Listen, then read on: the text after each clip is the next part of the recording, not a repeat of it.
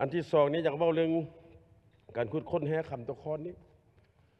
ในระยะผ่านมาก็เห็นว่าบทสดคงปันไหนท้องถิ่นก็แก้พอท้องถิ่นหักฐานก็แก้พอหักฐาน ในบ้านก็แก้พอในบ้านเดี๋ยวนี้นะ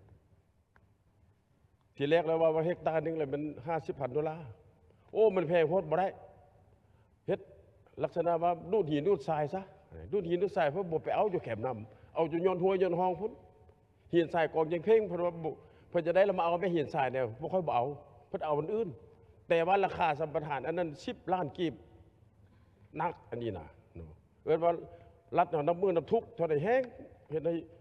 มีซองว่างให้นั่นผู้ประกอบการอันนี้เอาเปรียบเอาแท้ว่า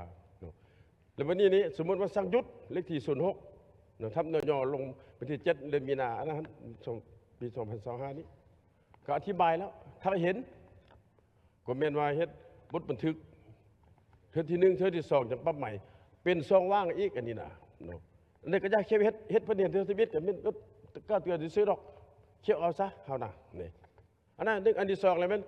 ต้องให้ไปถมให้เมียนสิ่งที่ตัวเองโคตรอันนั้นซ้ำบ่นำซ้ำบ่บอกให้กระเจ้าไปเฮ็ดตึมเฮ็ดจนต่างข้างกันถมไปน้ำเอ็ดไปน้ำถมไปน้ำบ่แล้วจะเทื่อตัวนี้นี่ยังมีอยู่มาตรฐานยังมีอยู่เลยตามการแจ้งข่าวของประชาชนยังมีอยู่ฉะนั้นอันนี้คือว่าบ่มีก้าวเตือนล่ะคันเอาเราเอาเลยซะดำเนินคดีจัก2-3 บริษัทมันก็หยุดหรอก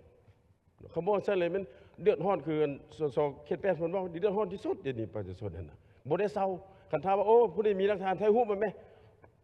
เขาถ่ายรูปมาก็ได้แต่มีบึด